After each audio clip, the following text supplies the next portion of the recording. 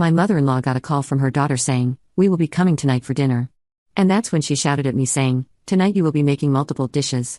As I was heavily pregnant, I said to her, "I will try my best." She ignored and started giving me the whole menu.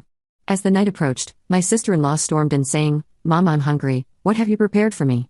Then she shouted at me saying, "Set the table this instance." After everyone started eating, I pulled the chair to start eating, and that's when my mother-in-law shouted, "You don't belong on this table, and who told you to eat? Go and get more food for my daughter, can't you see she's about to be having a baby?" Everyone were laughing. I looked at my husband and he kept on eating. After a while there was nothing left, and before I could eat she shouted, "Who's going to do these dishes?" That's when I had enough and taught everyone a lesson they would never forget. I never imagined my life would become a cautionary tale about standing up for yourself, but here we are.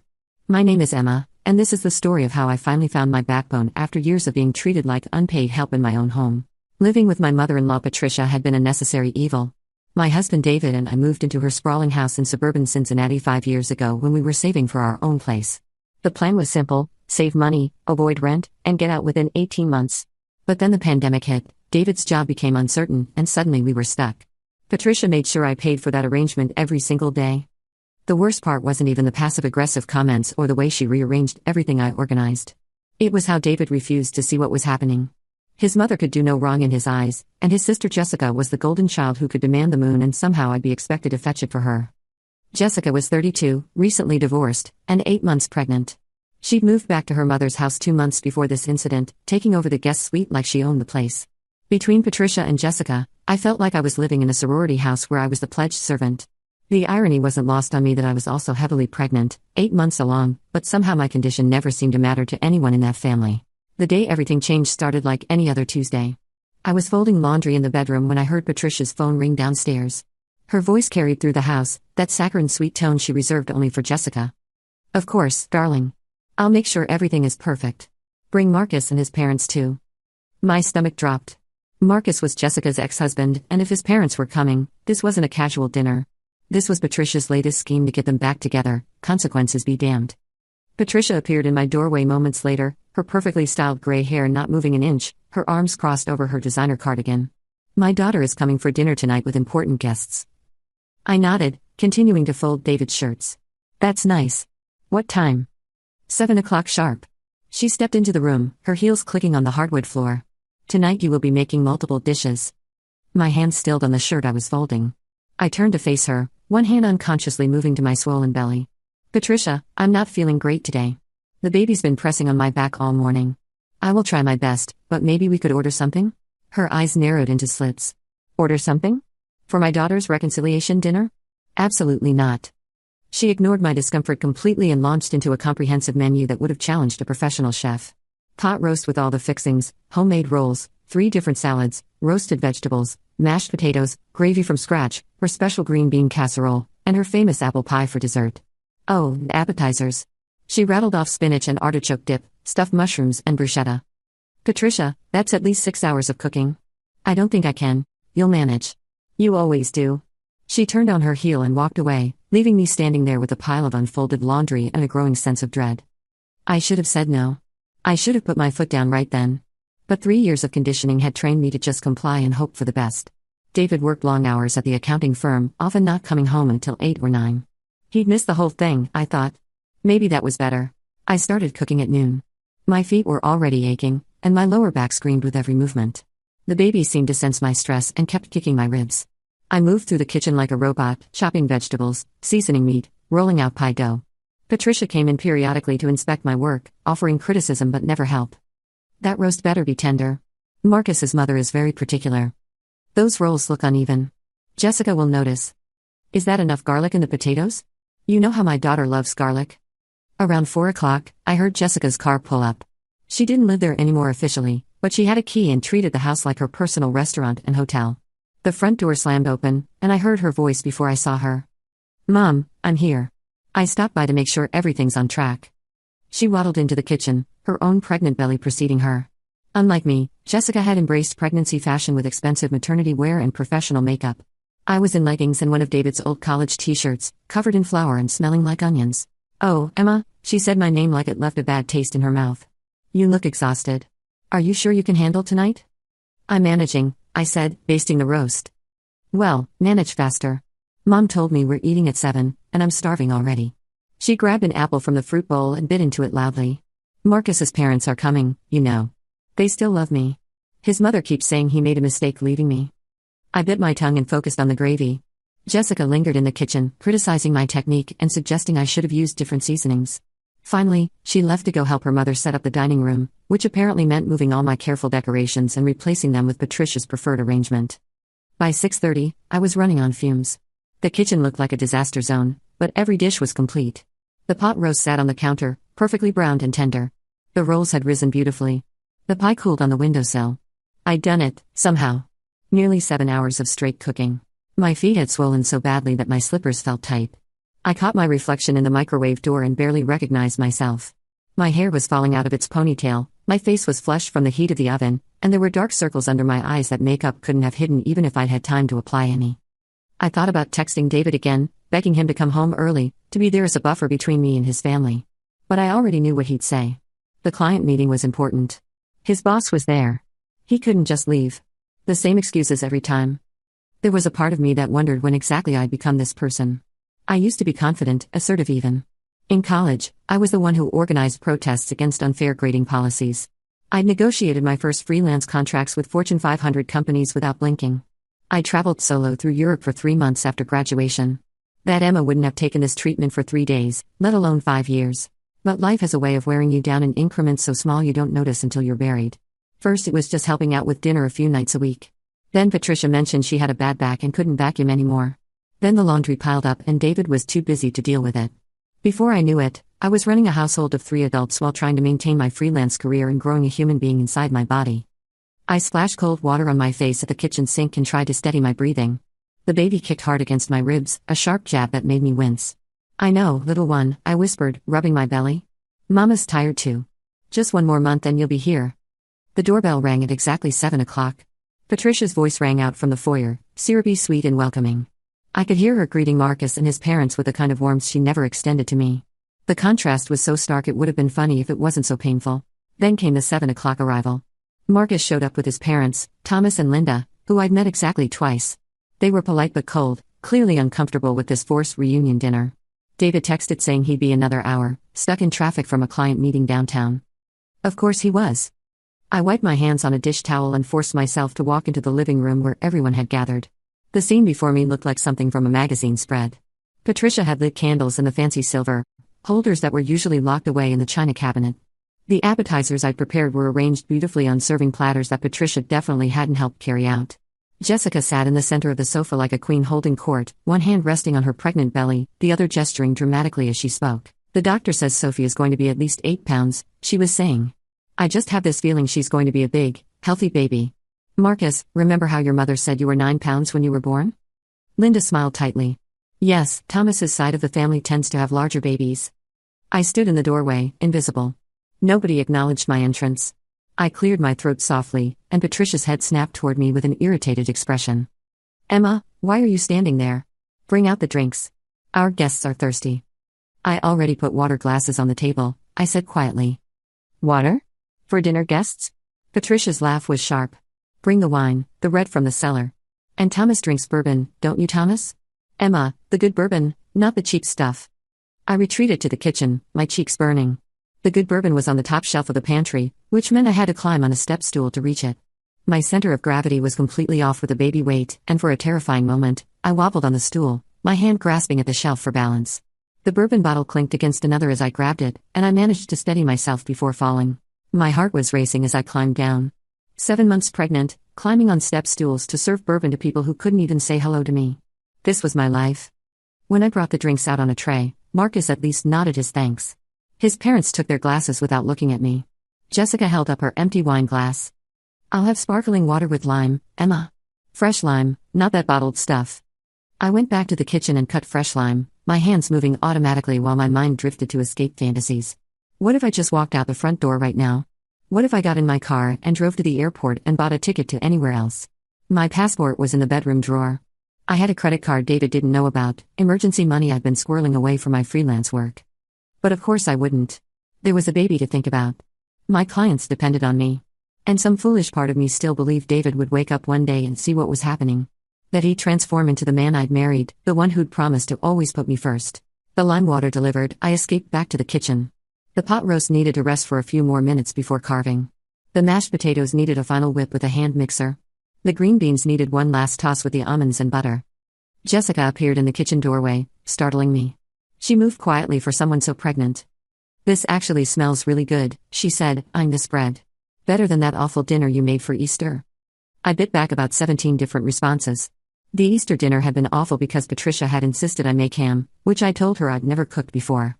When it came out dry, she complained loudly to everyone that I couldn't even handle a simple holiday meal. "Thanks," I said instead. Jessica leaned against the doorframe, one hand supporting her lower back. For a brief moment, we were just two pregnant women, both uncomfortable and tired. Then she ruined it. "You know, if you just learned to handle Mom better, things would be easier for everyone. I never have these problems with her because I know how to manage her moods. Maybe she treats you differently because you're her daughter," I suggested, my voice tight. "Or maybe you're just too sensitive." Jessica grabbed a roll from the basket and tore into it. "These are good. Did you use Mom's recipe?" "Yes. I'd used Patricia's recipe for everything, another requirement. My own recipes, refined over years of cooking for myself and friends, were never good enough." "Smart. Mom's recipes are always best." She ate half the roll and tossed the rest in the trash. "I'm going to tell Mom we're ready to eat. Get everything on the table in the next 5 minutes, okay? Marcus's parents have an early morning tomorrow." She left, and I fought the urge to scream into a dish towel. Instead, I loaded up my arms with serving dishes and began the careful walk to the dining room. Each trip required navigating past the living room where everyone sat, and each time, nobody offered to help. Patricia had me running back and forth like a waitress, bringing drinks, arranging appetizers, refreshing ice. Nobody offered to help. Nobody acknowledged that I was also heavily pregnant. Jessica held court in the living room, talking loudly about her pregnancy journey and how difficult it had been without Marcus. On my fourth trip from the kitchen, balancing the gravy boat and a basket of rolls, I felt a sharp pain shoot through my lower back. I gasped and had to stop in the hallway, setting the dishes on the side table to breathe through it. The baby was pressing down hard on my pelvis, and every muscle in my body was screaming for rest. "Emma." Patricia's voice carried from the dining room. "What's taking so long?" I picked up the dishes and kept moving. What choice did I have? By the time everything was finally arranged on the table, I felt like I might collapse. The dining room looked spectacular, honestly. The table was set with Patricia's best china, the dishes were steaming and fragrant, the candles cast a warm glow over everything. It looked like a photograph from Better Homes and Gardens. Thomas whistled low. "Patricia, you've outdone yourself. This looks incredible." "Thank you," Patricia said, beaming. "I do love putting together a proper meal for family." I stood near the kitchen doorway, waiting for some acknowledgement. A thank you. A simple nod. Anything. Linda picked up her napkin and placed it in her lap. It's so rare to see this kind of effort anymore. Most people just order takeout.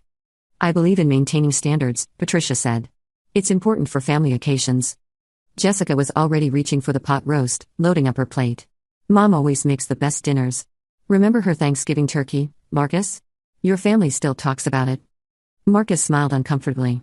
"Yeah, it was really good." I wanted to laugh. I'd cooked that Thanksgiving turkey. I'd brined it for 2 days, gotten up at 5 in the morning to get it in the oven, basted it every 30 minutes for 4 hours. Patricia had taken one look at it when I pulled it out and said, "It looks a bit dry, doesn't it?" Then she'd served it and accepted all the compliments. The memory made something twist in my chest. How many meals had I cooked that Patricia took credit for? How many hours had I spent making her look good while she treated me like hired help? "Mom, I'm hungry." Jessica's voice rang out. "What have you prepared for me?" The question was absurd. Jessica was looking right at the table full of food. But Patricia understood what her daughter really wanted. "Emma, set the table this instant. Our guests are ready to eat." The table was already set. I'd set it 2 hours ago. But I understood what she meant. "Start serving. Play your role." I moved around the table with serving spoons, offering each dish to each person like I was working at a restaurant. Thomas wanted more pot roast. Linda needed the vegetable platter repositioned. Jessica kept changing her mind about which salad she wanted, making me serve her all 3 for comparison. Marcus looked increasingly uncomfortable, shifting in his seat. "Thank you," he said quietly when I served him. At least someone had basic manners. "Mom, I'm hungry." Jessica's voice rang out. "What have you prepared for me?" Patricia appeared in the kitchen doorway. "Emma, set the table this instant. Our guests are ready to eat." I wanted to scream. I wanted to throw the mashed potatoes across the room. Instead, I arranged the dishes on the dining room table with shaking hands. The spread looked incredible, honestly. Any food magazine would have been proud to feature it. But all I felt was exhausted.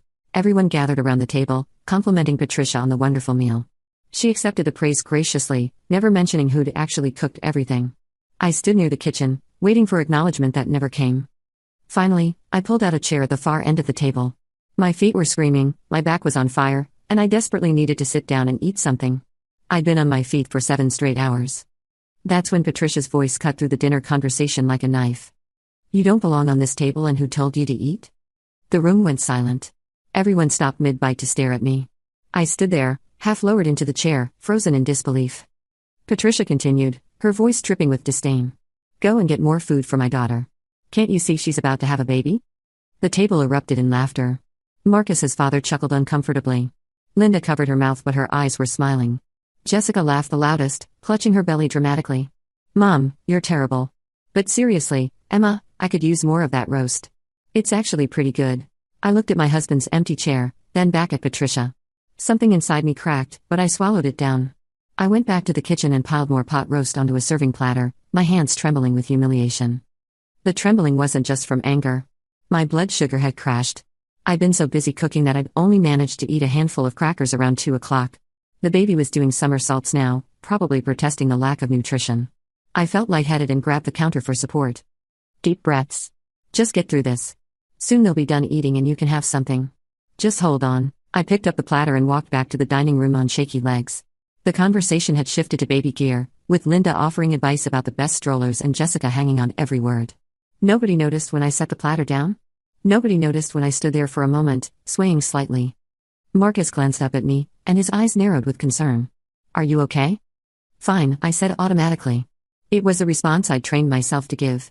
Always fine, never complaining, never making a fuss. "You look pale. Maybe you should sit down." "She's fine," Patricia cut in sharply. "Emma, we're going to need more ice for the drinks.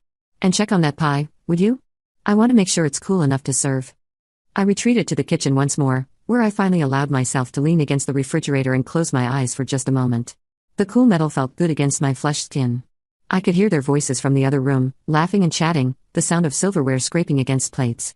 This was my marriage. This was my life. Cooking meals I wouldn't eat, serving people who didn't see me, married to a man who wasn't here to witness how his family treated me. And when I tried to tell him about it later, he'd say I was exaggerating. That his mother didn't mean anything by it. That Jessica was going through a hard time with the divorce. Everyone was always going through something that excused their treatment of me. I checked the pie, which was perfectly cooled. Of course it was. I timed everything down to the minute. I'd been cooking for 15 years, since I was 13 and my own mother was sick with cancer. I knew my way around a kitchen better than Patricia ever would. The ice dispensed into a bowl, and I carried it back to the dining room. 45 minutes had passed since they'd started eating. The table was still full of food, but I could see they were slowing down. Maybe soon this nightmare would be over. When I returned, they were discussing baby names and nursery colors. Nobody looked at me. I set the platter down and retreated to the kitchen, where I leaned against the counter and tried not to cry. My phone buzzed in my pocket. A text from David, meeting running even later. Maybe 9:30. "Sorry, babe. Sorry." He was always sorry. Sorry for being late. Sorry for missing dinner. Sorry for not being there when I needed him. But sorry didn't change anything. Sorry was just a word he used to avoid having to actually do better. I typed back, "Your family is treating me like a servant again." 3 dots appeared, then disappeared. Then reappeared. Finally, "Can we talk about this later? Boss is watching me." Of course he was. I shoved my phone back in my pocket and focused on taking deeper breaths. The kitchen was a complete disaster. Pots and pans covered every surface. Flour dusted the counters. Vegetable peelings overflowed from the compost bin. This would take at least an hour to clean, probably more. My lower back seized up again, harder this time. I had to grab the counter with both hands and breathe through the pain. Not contractions, I told myself. Just normal late pregnancy discomfort. Braxton Hicks at worst. The baby wasn't due for another 4 weeks. But the stress couldn't be good for either of us. My doctor had warned me at my last appointment that my blood pressure was creeping up. She told me to reduce stress, get more rest, ask for help when I needed it. I'd laughed bitterly at that advice. Reduce stress? In this house? With this family? It would be easier to stop the sun from rising. The laughter in the dining room grated on my nerves. Jessica's voice rose above the others, telling some story about her pregnancy cravings that had everyone chuckling. I wondered if she'd ever once considered that I was also pregnant. That I also had cravings and aches and worries. That I was also growing a human being while trying to survive each day. But no. Her pregnancy was special, important, worthy of attention. Mine was just an inconvenience that didn't excuse me from my duties. I ran hot water in the sink and started washing dishes, even though they were still eating.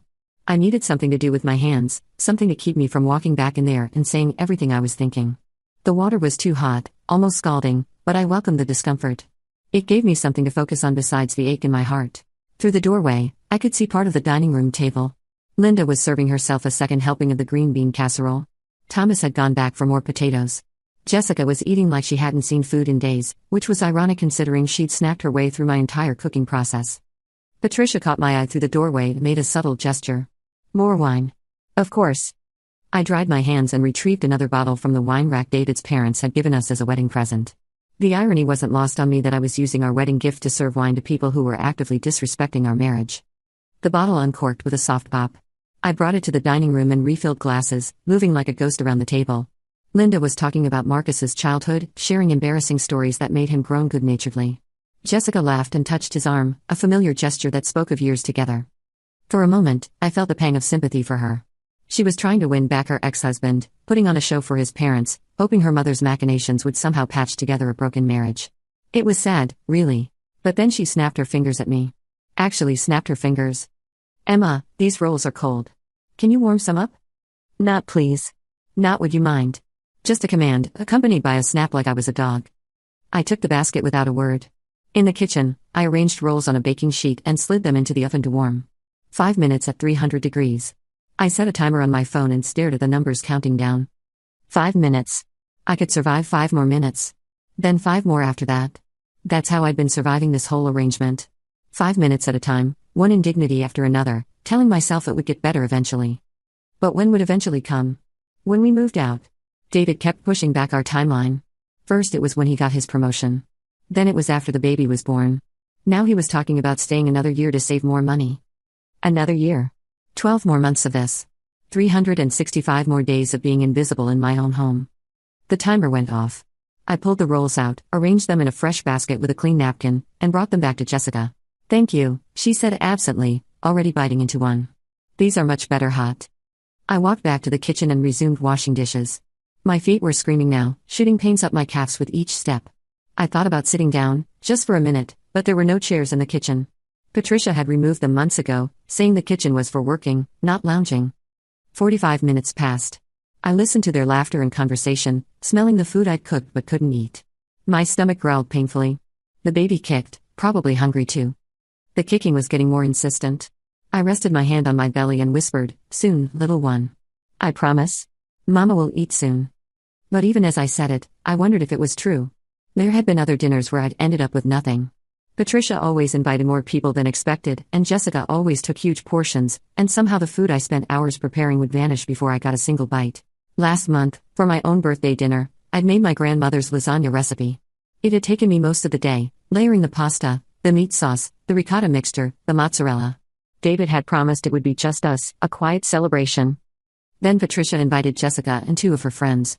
Then David's cousin showed up unexpectedly. By the time I sat down to eat, there was one small corner piece left, mostly burnt edge pieces that nobody else wanted. David had given me a cupcake from the grocery store bakery and called it a celebration. I should have known then that nothing would change. But hope is a stubborn thing, even when it's foolish. The sound of chairs scraping back jolted me from my thoughts. Finally, they were finished. I walked back to the dining room, hoping maybe there would be leftovers for me and David when he finally got home. The sight that greeted me made my heart sink. Finally, I heard chairs scraping back. They were finished. I walked back to the dining room, hoping maybe there would be leftovers. The table looked like locusts had descended. Every dish was scraped clean. The pot roast platter held nothing but juice. The roll basket was empty except for crumbs. Even the vegetables were gone. Gone. All of it. 7 hours of work vanished. The 3 salads I'd made, each requiring different dressings and ingredients, completely empty. The mashed potatoes that had made my arms ache from whipping them to the perfect consistency Patricia demanded, scraped clean. Even the garnishes were gone. I stared at the devastation, unable to process it. Had they done this on purpose? Had Patricia calculated exactly how much to make so there would be nothing left for me? Well, that was wonderful, Thomas said, patting his stomach. Patricia, you really know how to throw a dinner party. It's all about using quality ingredients and not cutting corners, Patricia said. She was standing near the sideboard, sipping her wine, looking pleased with herself. Linda was gathering her purse. We should get going. Early morning tomorrow. But this was lovely, truly. Jessica walked them to the door, her arm linked through Marcus's. I could hear her saying something about getting coffee next week, her voice hopeful and slightly desperate. I stood alone in the dining room, staring at the carnage of empty dishes and used napkins. My stomach was eating itself. The baby had stopped kicking, which worried me. Was the stress affecting them? Was I hurting my own child by staying in this situation? Patricia came back into the dining room and surveyed the table with satisfaction. Then her eyes landed on me, and her expression hardened. Who's going to do these dishes? I stood there staring at the devastation of the meal I'd spent 7 hours preparing. Who's going to do these dishes? Patricia's voice came from behind me. Something snapped. 3 years of accumulated rage, humiliation, and exhaustion crystallized into perfect clarity. I turned to face her, and she must have seen something in my eyes because she actually took a step back. No, I said quietly. Excuse me? Patricia's eyebrows shot up. I said no. I'm not doing the dishes. Jessica laughed from the living room. Yeah, right? Who else is going to do them? I walked through the dining room to where everyone had gathered. Marcus and his parents were preparing to leave. Perfect timing. I need to tell you all something, I said, my voice steady despite my racing heart. I cooked every single dish you ate tonight. Every appetizer, every side, the pot roast, the pie. I spent 7 hours on my feet, 7 months pregnant, making this meal. Patricia took credit for it, which is fine. I'm used to that. Patricia's face was turning red. Emma, this is not the time. I'm not finished. My voice was louder now. Then I was told I couldn't eat at the table. I was told I don't belong there. In my own home. While Patricia's daughter, who also happens to be pregnant, ate until there was nothing left. Linda's expression had shifted from amused to horrified. Thomas looked deeply uncomfortable. Marcus stared at his shoes. The difference between Jessica and me is apparently that she's the real family, and I'm just the help. Even though I'm carrying your grandchild too, Patricia. Even though I've lived here for 3 years, cooking, cleaning, and taking care of this house. How dare you? Patricia found her voice. After everything I've done for you, giving you a place to live. At full market rate. I shot back. David and I pay you $1,500 a month to live here.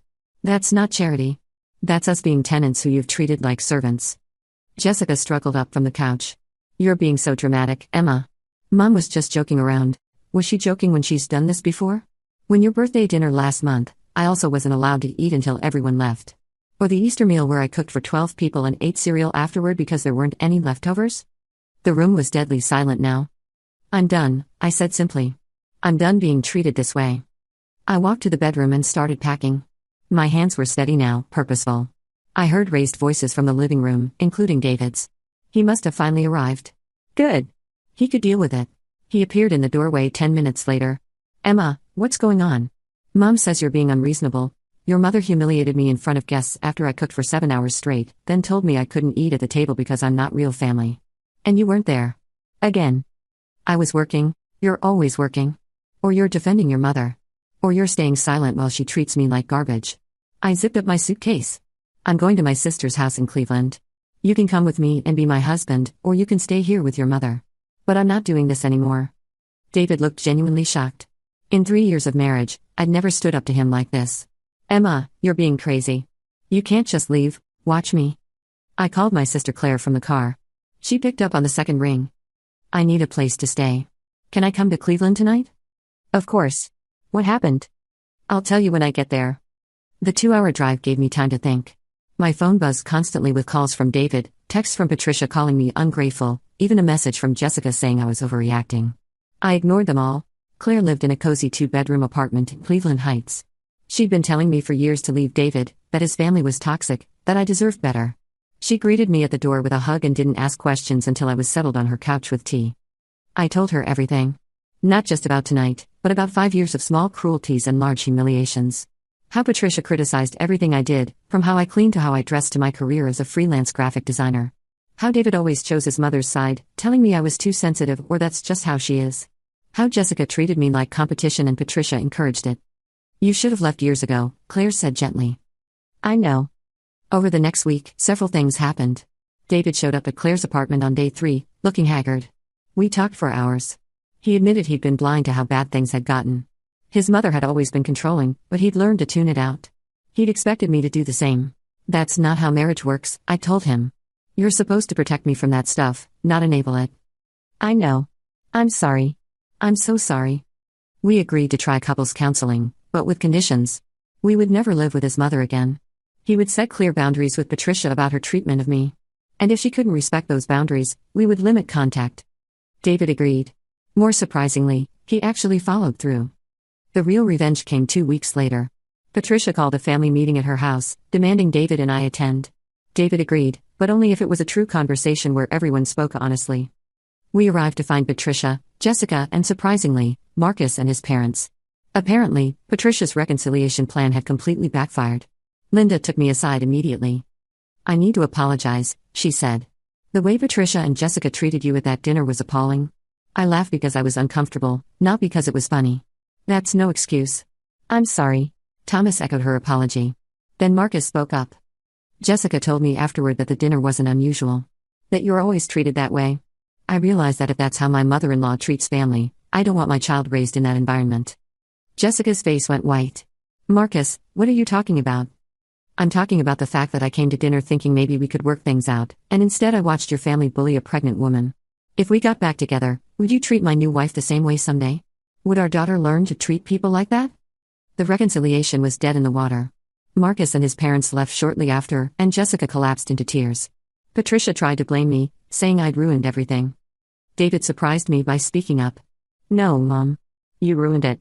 You've been treating Emma like garbage since we moved in, and I let it happen because it was easier than confronting you. That ends now."